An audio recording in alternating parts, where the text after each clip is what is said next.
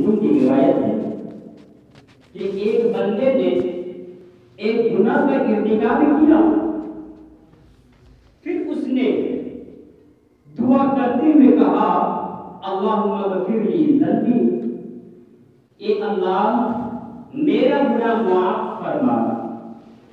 تو اللہ تبارک و تعالی نے فرمایا اذنب عبدی ذنبا فعلم ان له ربا یغفر الذنب ویأخذ بالذنب، میرے بندے نے گناہ کا ارتکاب کیا، پھر اسے معلوم ہوا کہ اس کا ایک رب ہے جو گناہ معاف بھی کر سکتا ہے اور اس پر مؤاخذہ بھی کر سکتا ہے۔ اس کے بعد اس نے ایک اور گناہ کیا، پھر توبہ کرتے ہوئے کہا اے رب اغفر لی ذنبی، اے میرے رب میرا گناہ معاف فرما۔ تو اللہ تبارک و تعالی نے فرمایا اذنب عبدی ذنبا فعلم ان له ربا یغفر الذنب ویأخذ بالذنب، میرے بندے نے گناہ کا ارتکاب کیا، پھر اسے معلوم ہوا کہ اس کا ایک رب ہے جو گناہ معاف بھی کر سکتا ہے اور اس پر مؤاخذہ بھی کر سکتا ہے، پھر اس نے ایک اور گناہ کیا۔ اس کے بعد اللہ تعالیٰ سے دعا کرتے ہوئے کہا اے رب اغفر لی ذنبی، اے میرے رب میرا گناہ معاف فرما۔ تو اللہ تبارک و تعالی نے فرمایا اذنب عبدی ذنبا فعلم ان له ربا یغفر الذنب ویأخذ بالذنب ان ما شئت فقد غفرت لك، میرے بندے نے گناہ کا ارتکاب کیا، پھر اسے معلوم ہوا کہ اس کا ایک رب ہے جو گناہ معاف بھی کر سکتا ہے اور اس پر مؤاخذہ بھی کر سکتا ہے، جاؤ اب جو چاہو کرو میں تمہیں معاف کر دیا۔ اس سے مقصود یہ ہے کہ اگر تم بار بار گناہ کرتے رہو اور ہر مرتبہ اللہ تعالیٰ سے معافی مانگتے رہو تو اللہ تمہیں معاف کرتا رہے گا۔ گویا اللہ تعالیٰ کی معافی توبہ اور استغفار سے مشروط ہے، لہذا مسلمان کو ہر وقت اللہ تعالیٰ سے معافی مانگتے رہنا چاہیے تاکہ جب اس کا خاتمہ ہو تو اس حالت میں ہو کہ اس کے رب نے اسے معاف کر دیا ہو۔ جب حضرت عائشہ رضی اللہ عنہا پر تہمت لگائی گئی تھی تو نبی اکرم صلی اللہ علیہ وسلم نے کہا تھا، صحیح مسلم کی روایت ہے 7020، اے عائشہ مجھے تمہارے بارے میں یہ بات پہنچی ہے، کیا یہ سچ ہے؟ بس اگر تم بے گناہ ہو تو اللہ تعالیٰ تمہاری بے گناہی ثابت کر دے گا، اور اگر تم نے گناہ کر ہی لیا ہے تو تم اللہ تعالیٰ سے معافی مانگو، اس کی جناب میں توبہ کر لو، کیونکہ بندہ جب اپنے گناہ کا اعتراف کر لیتا ہے پھر توبہ کرتا ہے تو اللہ اس کی توبہ قبول کرتا ہے۔ یعنی اگر کسی سے کوئی گناہ سرزد ہو جاتا ہو ہے، خواہ صغیرہ ہو یا کبیرہ، تو وہ بلا تاخیر اللہ تعالیٰ اور اس کے عذاب کو یاد کر کے اس سے مغفرت طلب کر لیتے ہیں، کیونکہ اس کے سوا اور کوئی نہیں جس سے مغفرت کی جائے۔ اس کے بعد اللہ تعالیٰ ان لوگوں کی روزہ کا تذکرہ کرتے ہوئے سورہ آل عمران آیت 136 کے اندر میں فرماتا ہے اولئک جزاؤہم عند ربہم جنات تجری من تحتہا الانہار خالدین فیہا ونعم اجر العاملین، یہی لوگ ہیں جن کا بدلہ ان کے رب کی طرف سے مغفرت اور وہ باغات ہے جن کی نعمتیں جاری ہے، وہ ان میں ہمیشہ رہیں گے، اور عمل کرنے والوں کا اجر کیا ہی اچھا ہے۔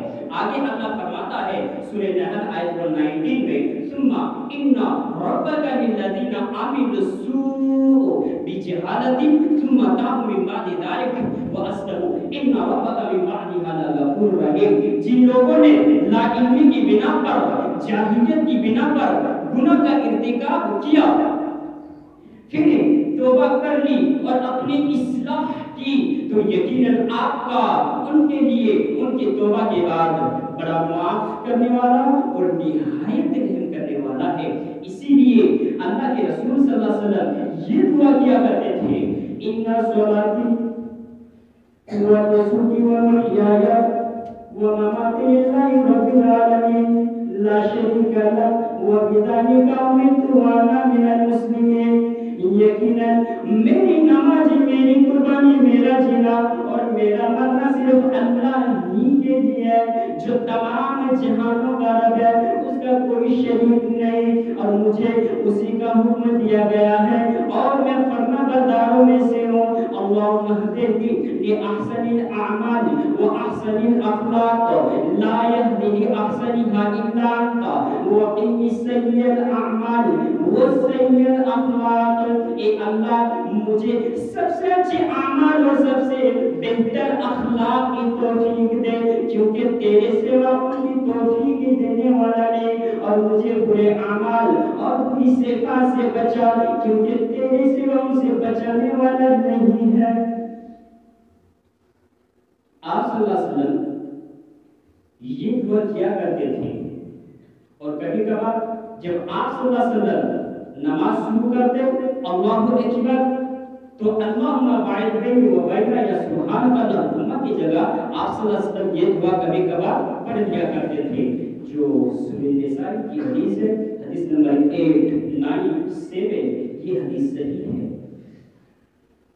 اب آگے چلتے ہیں۔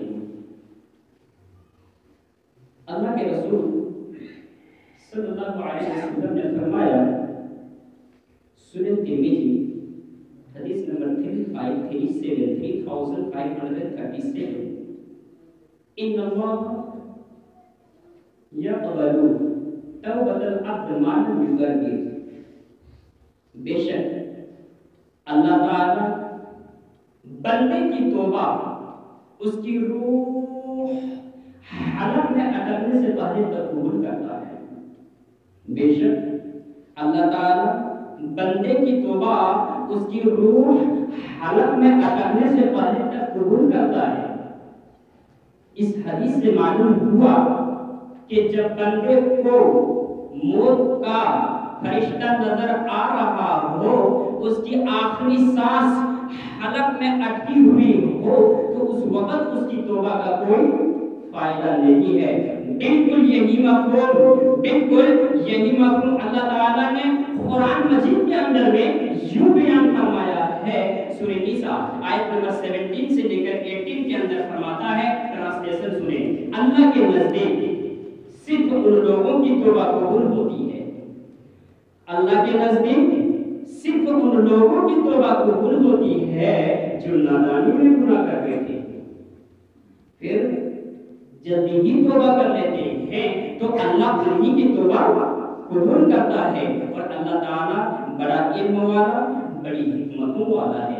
اگلی آیت 17 سماعت ہوئی 18 کے اندر فرماتا ہے، اور ان لوگوں کی توبہ قبول نہیں ہوتی جو برے کام کرتے رہتے ہیں، یہاں تک کہ جب ان میں سے کسی پر موت کا وقت آتا ہے تو وہ کہتا ہے کہ اب میں نے توبہ کر لی، اور نہ ان لوگوں کی توبہ قبول ہوتی ہے جو حالت کفر میں مر جاتی ہے۔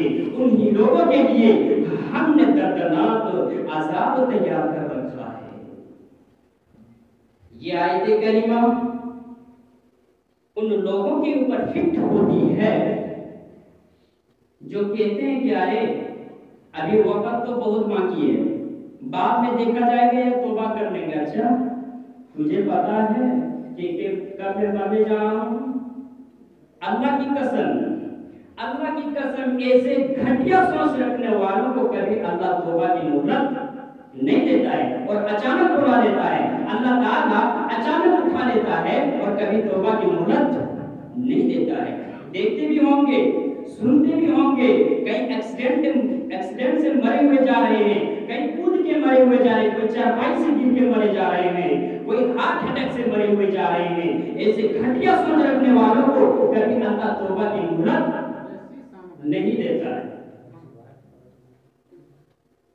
یہی وجہ ہے کہ جب فرعون ڈوبتے ہوئے توبہ کی کہ میرے رب مجھے بچا لے، فرعون نے جب ڈوب رہے تھے تو انہوں نے بھی توبہ کی تو اللہ تعالیٰ نے اس کی بھی توبہ رد کر دیا، اور دلیل کے ساتھ میں توبہ کر رہے ہیں۔ وہی فرعون جو دنیا میں کہتے تھے کہ میں سب سے بڑا رب ہوں، وہی انسان، وہی رب استغفر اللہ نعوذ باللہ کہتے تھے انا ربکم الاعلی، میں ہی سب سے بڑا رب ہوں۔ لوگوں میں تمہارے لیے اپنے سوا کسی کو رب نہیں جانتا، انا ربکم الاعلی، وہی ڈوبتے ہوئے کہتے کہ میرے رب مجھے بچا لے، میں ایمان لاتا ہوں۔ وہ بھی دلیل دیتے ہیں، سورہ یونس کی آیت نمبر 89 90 91 کے اندر فرماتا ہے کہ اے میرے رب مجھے بچا لے، میں ایمان لاتا ہوں کس طرح، جس طرح میرے غلام بنی اسرائیل نے تیرے اوپر ایمان لائے ہیں، بس میرے رب مجھے بچا لے۔ تو اللہ تعالیٰ نے اس کی توبہ کو رد کرتے ہوئے فرمایا 91 کی سورہ یونس کی آیت 91 کے اندر فرماتا ہے آن وقت عصیت قبل وکنت من المفسدین، اب ایمان لاتے ہو جبکہ تم اس سے پہلے نافرمانی کرتے رہے اور تم فساد برپا کرنے والوں میں سے تھے۔ ایک بات یاد رکھنا فرعون، تیری لاش کو میں قیامت تک رکھوں گا، ایک نشانی بنا کر کے رکھوں گا تاکہ آنے والے لوگ تجھے دیکھ کے عبرت حاصل کریں۔ اور آپ تو سوچ رہے ہوں گے کہ وہ تو آرام سے عائشہ میں بھی تھے۔ اچھا نہیں میرے اسلامی بھائیوں، اللہ خود کہتا ہے سورہ مومن آیت نمبر 46 کے اندر 46 کے اندر میں فرماتا ہے میں صبح اور شام فرعون کو بھڑکتی ہوئی آگ کا عذاب دیتا ہوں۔ اسی آیت میں اللہ تعالیٰ کہتا ہے کہ اس سے بھی خطرناک عذاب، اس سے بھی بھینکر عذاب کل قیامت کے روز دوں گا۔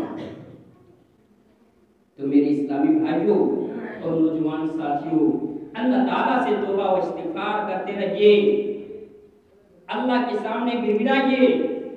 ایک مرتبہ انسان توبہ کے آنسو بہا دے، ایک دفعہ اللہ سے کہہ دے کہ اللہ مجھ سے جو خطا ہوئی، اگر کسی نے زنا کیا ہے ایک مرتبہ کہہ دے کہ اللہ آئندہ نہیں کروں گا، اگر کسی نے رشوت کھائی ہے ایک مرتبہ کہہ دے کہ اللہ حق واپس کروں گا، آئندہ کسی کا حق نہیں دباؤں گا، اگر کسی نے اپنے ماں باپ کو ستایا ہے ایک مرتبہ کہہ دے کہ اللہ اپنے والدین کو نہیں ستاؤں گا، اگر کسی نے شراب پی ہے ایک مرتبہ کہہ دے کہ اللہ آئندہ نہیں پیوں گا۔ اللہ فرماتے ہیں یجد اللہ غفور رحیم، کہ صحیح بڑا سے بڑا ظلم کر لے، اس کے بعد جب اللہ سے توبہ کرے گا بشرطے کہ روح جسم کے اندر موجود ہو، اللہ فرماتے ہیں یجد اللہ غفور رحیم، اللہ سے تو گناہ کو معاف نہیں کرے گا بلکہ اللہ کو غفور اور رحیم پائے گا۔ غفور بھی پائے گا، پانے کا مطلب ہے محسوس کرے گا کہ اللہ نے اس کے ظلم کو معاف کر دیا ہے، اور رحیم بھی پائے گا۔ یہ اس وقت تک اللہ کی طرف سے آفر ہے، اللہ کی طرف سے گفٹ ہے جب تک روح جسم کے اندر موجود ہے، کیونکہ غیب کا معاملہ ہے میرے اسلامی بھائیوں اور نوجوان ساتھیوں۔ جب اس روح اور جسم کا رشتہ کمزور ہو گیا، ایریا رگڑتے رہ جاؤ گے، لیکن اللہ توبہ قبول نہیں کرے گا۔ اللہ تعالیٰ سے دعا ہے کہ اللہ ہمیں اس وقت آنے سے پہلے، ہمیں اس دن آنے سے پہلے، ہمیں اس گھڑی آنے سے پہلے توبہ کی توفیق دے دے۔ تو میرے اسلامی بھائیوں اور نوجوان ساتھیوں، اللہ کے رسول صلی اللہ علیہ وسلم نے ہمیں اور آپ کو توبہ و استغفار کے لیے چھوٹی چھوٹی دعا سکھلائی ہے، دعا کرتے رہیے۔ آپ صلی اللہ علیہ وسلم نے صحیح مسلم حدیث 6852 کے اندر فرماتے ہیں، راوی حضرت سعد بن ابی وقاص رضی اللہ عنہ سے روایت ہے کہ رسول اللہ صلی اللہ علیہ وسلم نے اپنے ہم نشینوں سے فرمایا کیا تم میں سے کوئی اس بات سے عاجز و ناکام رہے گا کہ ایک دن میں 1000 نیکیاں کما لے؟ آپ صلی اللہ علیہ وسلم کے ساتھ بیٹھے ہوئے لوگوں میں سے ایک شخص نے کہا کہ اللہ کے رسول ہم میں سے کوئی کوئی شخص 1000 نیکیاں کس طرح کما سکتا ہے؟ آپ نے فرمایا جو شخص 100 بار سبحان اللہ، صرف 1 سیکنڈ کی دعا ہے، جو شخص 100 بار سبحان اللہ پڑھے، یہ آفر کب تک ہے؟ جب سے نبی علیہ السلام دنیا میں تشریف لائے ہیں قیامت تک یہ آفر باقی رہے گی، اور انسان کے اندر میں جب تک روح ہے تب تک یہ آفر ہے۔ کون سی؟ سبحان اللہ، صرف 1 سیکنڈ کی دعا ہے۔ آپ صلی اللہ علیہ وسلم فرماتے ہیں جو شخص یہ 100 بار پڑھ لے اس کے لیے 1000 نیکیاں لکھ دی جائیں گی اور 1000 گناہ مٹا دیے جائیں گے۔ تو میرے اسلامی بھائیوں اور نوجوان ساتھیوں، یہ چھوٹی چھوٹی دعا کرتے رہے۔ سارے اعمال جو ہیں وہ اس قدر عظیم ہیں، لیکن کچھ کاموں کو اللہ نے بہت ہی عظیم کر دیا۔ میں کچھ کلمات پڑھنے لگا ہوں، سبحان اللہ و بحمدہ، گنتی کے 3 سیکنڈ میں یہ کلمہ آدھا ہوا ہے۔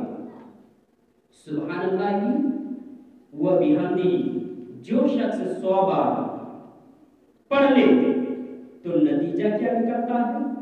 حطت عنہ خطایا وَإِنْ كَانَتْ مِثْلَ زَبَدِ الْبَحْرِ، اگر سمندر کی جھانک جتنے بھی گناہ ہو اللہ سارے کے سارے گناہوں کو صاف کر دیتا ہے۔ سمندر کی جھانک کا مطلب کیا ہے؟ 24 گھنٹے موجیں جو ہے ٹکراتی ہے اور جھانک بنتی رہتی ہے۔ 24 گھنٹے گناہوں میں اٹا ہوا انسان سچی توبہ کر کے یہ 100 مرتبہ پڑھ لے، اللہ اسے پاک صاف کر دے گا۔ بس چھوٹا سا کلمہ ہے، اللہ بعض اعمال کو بڑھا دیتا ہے، یہ اس کا احسان ہے جو ہمیں اپنے قریب کرنا چاہتا ہے۔ بس اللہ ہمیں عمل کی توفیق دے دے۔ اگلی دعا، اگلی حدیث، لا الہ الا اللہ واللہ اکبر ولا حول ولا قوت الا باللہ۔ 5 سیکنڈ لگے ہوں گے، 5 سیکنڈ۔ جو شخص 1 بار پڑھ لے، اس پر 1000 نہیں، صرف 1 مرتبہ پڑھ لے، حدیث کے الفاظ ہیں غفرت عنہ خطایا ولو کانت مثل الزبد البحر۔ لوگوں، سمندر کی جھانک جتنے گناہ ہیں ان کلمات کو پڑھنے سے اللہ وہی تھوڑا نہیں ہے۔ اس مبارک کلمہ میں اتنی طاقت ہے، اس مبارک کلمہ میں اتنی پاور ہے، لا الہ الا اللہ واللہ اکبر ولا حول ولا قوت الا باللہ۔ میرے اسلامی بھائیوں اور نوجوان ساتھیوں، یہ چھوٹی چھوٹی دعا ہے جو 1 سے 2 سیکنڈ 5 سیکنڈ کی دعا ہے۔ لاسٹ دعا، لاسٹ حدیث بتا کر کے میں آپ لوگوں سے رخصت ہوتا ہوں، اور یہ دعا ہر انسان کو یاد ہونی چاہیے، کیونکہ یہ دعا کی وجہ سے اللہ کے رسول فرماتے ہیں کبیرہ گناہ بھی معاف ہو سکتا ہے، کبیرہ گناہ بھی معاف ہو سکتا ہے۔ غور سے سنیے، حضرت زید رضی اللہ عنہ سے روایت ہے کہ انہوں نے